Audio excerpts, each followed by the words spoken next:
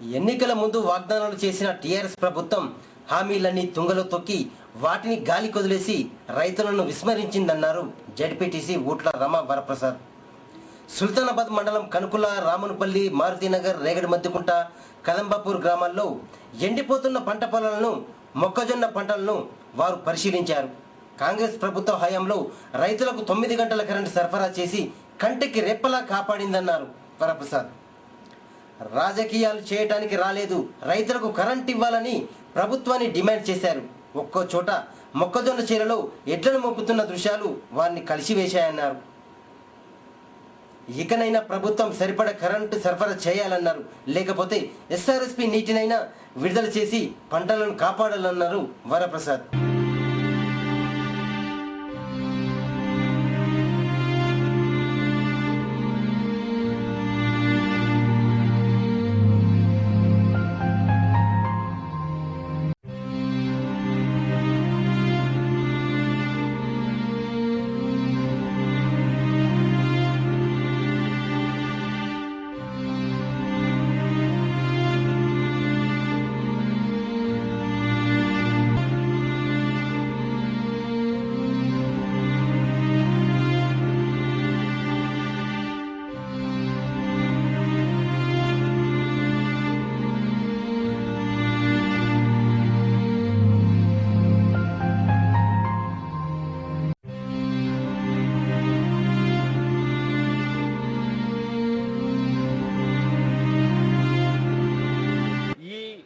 రైతుల గురించి ఫస్ట్ ప్రత్యేకంగా మంచి నిర్ణయం తీసుకోండి.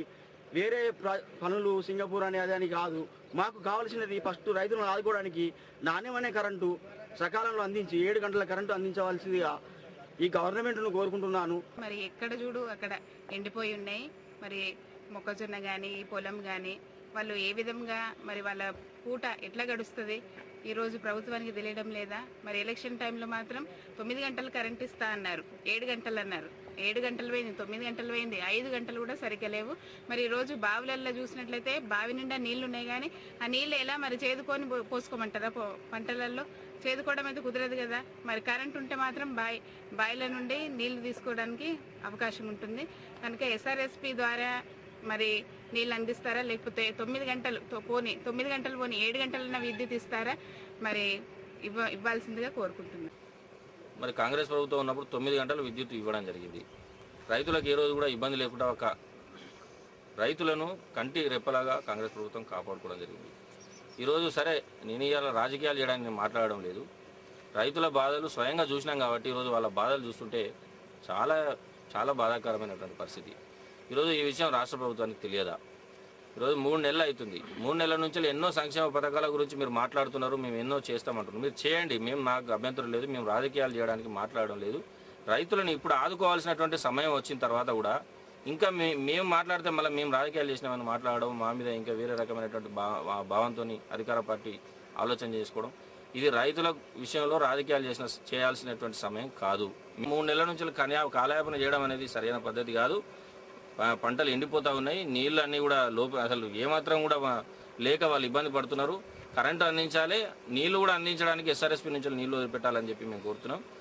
మొత్తం పొలాలు ఎండిపోయి రైతులు అధోగతి పాలవుతున్నారు. కాబట్టి ప్రభుత్వానికి మేము విన్నవించుకున్నది ఏంటంటే 7 గంటల విద్యుత్తు నిరంతరాయంగా సప్లై చేయాలి. లేదంటే ఎస్ఆర్ఎస్పీ కెనాల్ వాటర్ అన్న ఇప్పించే ఏర్పాట్లు చేయాలి తక్షణమే. ఏకుంటే ఇది రామన్పల్లిలోని ఓ రైతుల గోస. 15 రోజుల్లోనే 3 సార్లు ట్రాన్స్ఫార్మర్ కాలిపోవడంతో 70 ఎకరాల పంట పొలాలు బీటలు బారాయి. కొంతమంది రైతులు చైనా మోటార్ల సహాయంతో పొలానికి నీరు పెడుతున్నారు. ఓ రైతు దిక్కు తోచక తన పొలంలో బైక్పై చక్కర్లు కొడుతూ నిరసన వ్యక్తం చేశాడు. సంబంధిత అధికారులు ఇప్పటికైనా ట్రాన్స్ఫార్మర్ను ఏర్పాటు చేసి రైతుల సమస్యను తీర్చాలని వేడుకుంటున్నారు అన్నదాతలు. నాగలి ఏడ్చింది అమ్మా, గొడ్డు గోద తల్లడిలేనమ్మా. నాగలి ఏడ్చింది అమ్మా, గొడ్డు గోద తల్లడిలేనమ్మా. కొర్రు గోడున ఏడ్చింది అమ్మా, కర్రు కన్నీరు పెట్టిందే అమ్మా. ఓ వానమ్మా, ఓ వానమ్మా, ఒక్కసారి నువ్వు రావమ్మా. ఓ వానమ్మా, ఓ వానమ్మా, ఒక్కసారి నువ్వు రావమ్మా.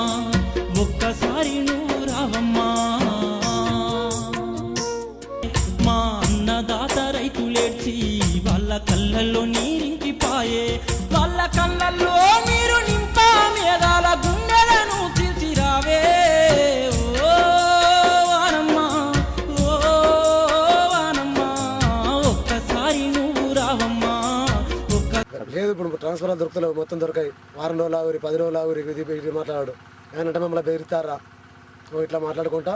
ఇప్పుడు 15-16 రోజులు అవుతుంది ఇప్పటికి ట్రాన్స్ఫర్ కావాలి. మొత్తం ఎండిపోతున్నాయి, మొత్తం టోటల్గా మొత్తం ఎండిపోయినాయి పొలాలు, మొత్తం ఎడ్ల మేపతట్టు అయినాయి మొత్తం టోటల్గా. అది పరిస్థితి అట్లుంది. అధికారులు పట్టించుకుంటలేరు మరి మొత్తం బిల్కులు. ఒక్క వారంలో 3 సార్లు కాలింది. ఈ కాలినటువంటి ట్రాన్స్ఫారంను సుల్తానాబాద్ కానీ పెద్దపల్లికి తీసుకుపోయాను. తర్వాత సుల్తానాబాద్లో ట్రాన్స్ఫారం ఆఫీస్కి పోయి అక్కడ 2 రోజులు వెయిట్ చేస్తే అక్కడ ట్రాన్స్ఫారం ఇచ్చారు. మళ్ళీ అది తెచ్చి ఇక్కడ ఎక్కించినాం. 1 గంట కూడా పోయలేదు, మళ్ళీ కాలిపోయింది. ఒక్క వారం లోపల 3 సార్లు కాలిపోతే ఈ అధికారులు అనేది మరి దీనికి ఓవర్ కనెక్షన్లు ఉన్నాయా లేకపోతే ఎన్ని మోటార్లు ఉన్నాయి ఇదంతా చెకప్ చేసి దీనికి ఎంత కెపాసిటీ అయితే సరిపోతుంది అదంతా చూసి వాళ్ళు సర్వే చేయాలి. ట్రాన్స్ఫారం 3 సార్లు కాలిపోయింది. ఈ పంట పొలంలో ఎండిపోయినది. ఈ పొలంలోకి నిరసన తెలుపుకుంటూ అశపడక పొలాల బైక్ వేసుకుని తిరుగుతున్నాం. మనసులో పట్టాక నిరసన తెలుపుతున్నాం. మాకు ఇంటికాడ మనసులో పట్టాక రోడ్ల పైన పోలేక పొలంలో బండి పట్టుకొని తిరుగుతాను, నిరసన తెలుపుతున్నాం. ఎండిపోయిన పొలాలలోనే మేము ఎట్లా బతుకుడు అనేది ఈ ఎమ్మెల్యే అయినా ఉన్నాడు. 3 నెలలే గెలిచి మరి రైతులు ఏం చేస్తున్నారు, ఏం కరెంట్ నడుస్తుంది, ఎట్లా ఉన్నారు అనేది పట్టించుకునే మానవుడైతే కాదు ఎమ్మెల్యే. మాకు ఆ విద్యాన్ని ఉన్నప్పుడు ఆయన వాస్తవంగా చెప్పానంటే మా ఇంటింటికి మా పొలాలు కెనాల్ నీళ్ళు ఉన్నప్పుడు కానీ కరెంట్ మోటార్ల గురించి కానీ అన్ని విధాలా పట్టించుకొని మొన్న కూడా వచ్చి పొలాలు ఎండిపోయాయని బాధపడుకుంటూ వేయండు. తెలంగాణ సీఎం కేసీఆర్ ను విమర్శించే నైతిక అర్హత కాంగ్రెస్ నేతలకు లేదన్నారు. సుల్తానాబాద్ లో MPP Palpalli Rajeshwari, single window chairman Srigiri Srinivas, TRS నేతలు బుర్ర శ్రీనివాస్, తజముల్, గట్టు శ్రీనివాస్ తదితరులు ఈ కార్యక్రమంలో పాల్గొన్నారు.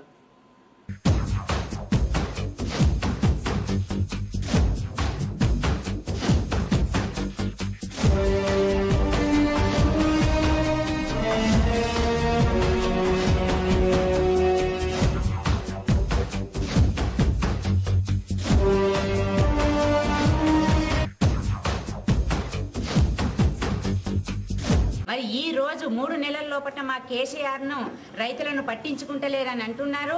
కేసీఆర్ గారు ఎన్నికల లోపల ఇచ్చిన మేనిఫెస్టో లోపల ప్రతి ఒక్కటి కూడా తీర్చడానికి ముందున్నారు. ఈ యొక్క కాంగ్రెస్ వాళ్ళు ఇకనైనా కానీ వాళ్ళు ఇప్పటి వరకే ప్రజల లోపల వారికి గుణపాఠం చెప్పడం జరిగింది.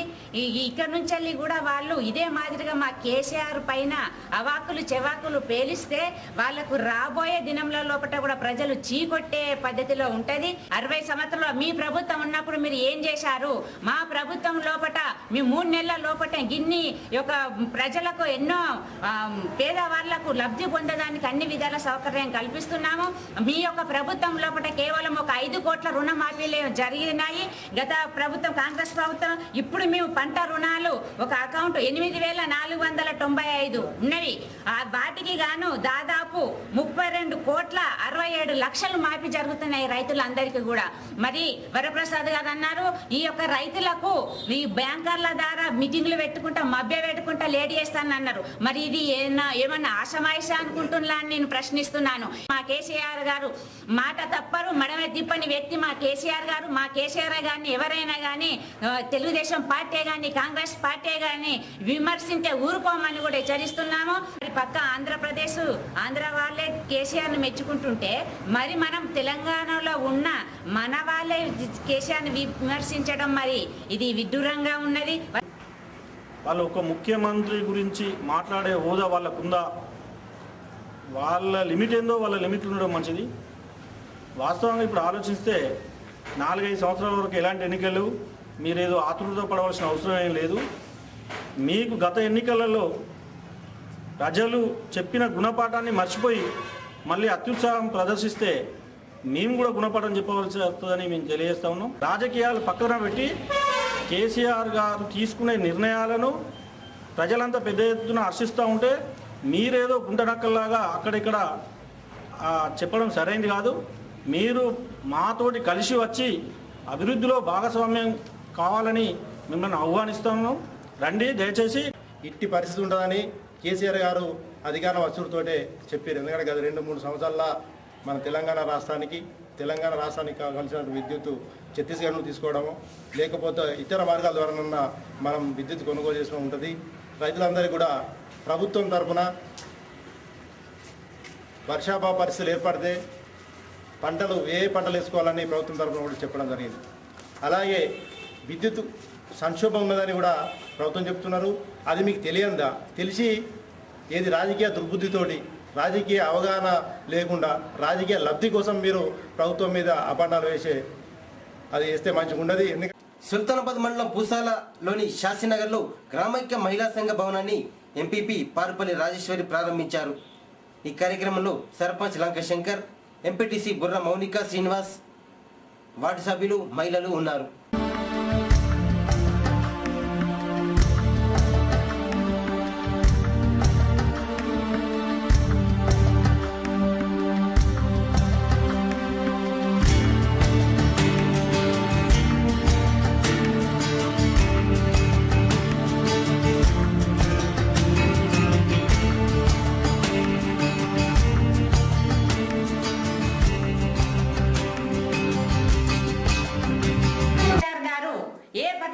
అమలు చేస్తుండో ఆ పథకాలను అసలైన లబ్ధిదారులకు చెందేందుకు మీ యొక్క సశక్తి మహిళలు ముందుండాలని ఈ సందర్భంగా కూడా మీ అందరిని కూడా కోరుకుంటున్నా.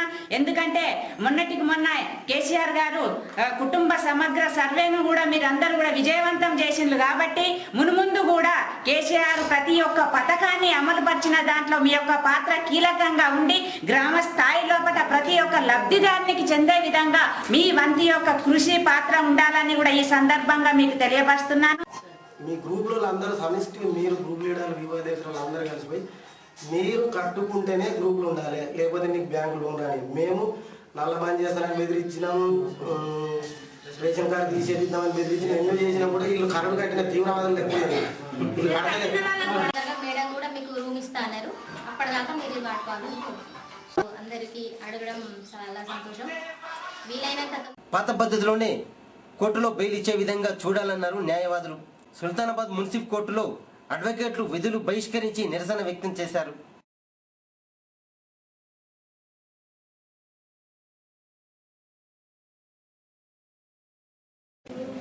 ఎవరికని 7 years లోపల ఉన్నా కానీ ఎంత ఉన్నా కానీ పోలీస్ స్టేషన్లో బెయిల్ ఇవ్వకుండా కోర్టుకు పంపి నేరస్తునికి భయం ఉండేటట్లు చేసి న్యాయ వ్యవస్థను పోలీసులకు అధికారం లేదు. పోలీసులను ఒక అరెస్ట్ చేసి కోర్టు పంపాలే ఉన్నది. కానీ పోలీసు వాళ్ళు బెయిల్ ఇవ్వాలి 7 years కూడా సిఆర్పిస్లు ఎక్కడ లేదు, మరి అటువంటి అమైన్మెంట్ కూడా ఎక్కడ కాలేదు. కాబట్టి న్యాయ వ్యవస్థనే కొంతమంది దీన్ని ప్రోత్సహిస్తున్నారు. కాబట్టి అటువంటి ప్రోత్సహించకూడదు.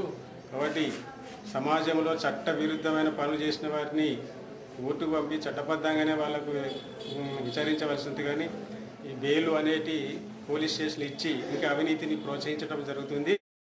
ప్లాస్టర్ ఆఫ్ పారిస్ కలర్లతో కాకుండా మట్టి వినాయకులతోనే పూజించి పర్యావరణాన్ని పరిరక్షించాలన్నారు సర్పంచ్ అంతటి అన్నయ్య గౌడ్. సుల్తానాబాద్లో ప్రభుత్వ జూనియర్ కళాశాల విద్యార్థులు మట్టి విగ్రహాలను తయారు చేసి పూజించాలంటూ సుల్తానాబాద్లో భారీ ర్యాలీ తీశారు.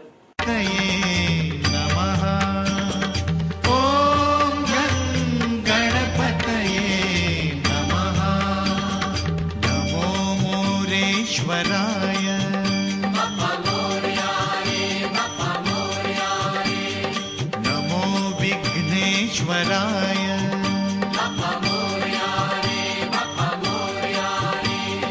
नमः सिद्धिविनायकाय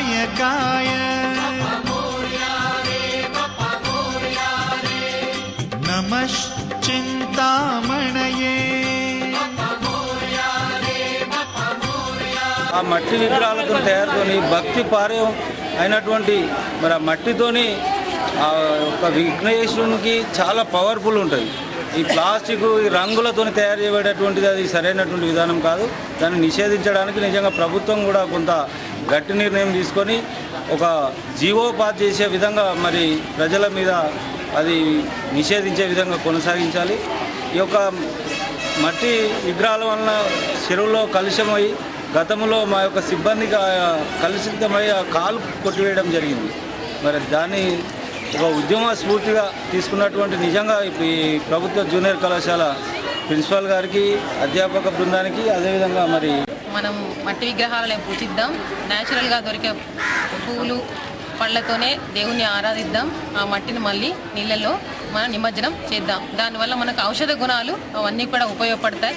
ఈ ప్లాస్టర్ ఆఫ్ ప్యారిస్ని నివారించడం వల్ల దానివల్ల అనేక రకాలైనటువంటి అనారోగ్య సమస్యలు తలెత్తుతున్నాయి. జీవరాశులు నాశనం అయిపోతున్నాయి, మన ఆరోగ్యాలు కూడా నాశనం అయిపోతున్నాయి. కాబట్టి ఈ పర్యావరణాన్ని పరిరక్షించే ఉద్దేశంతో మట్టి వినాయకులనే తయారు చేద్దాం, మన పర్యావరణాన్ని రక్షించుదామనే ఉద్దేశంతోనే ఈరోజు ఈ కార్యక్రమాన్ని చేపట్టడం జరిగింది.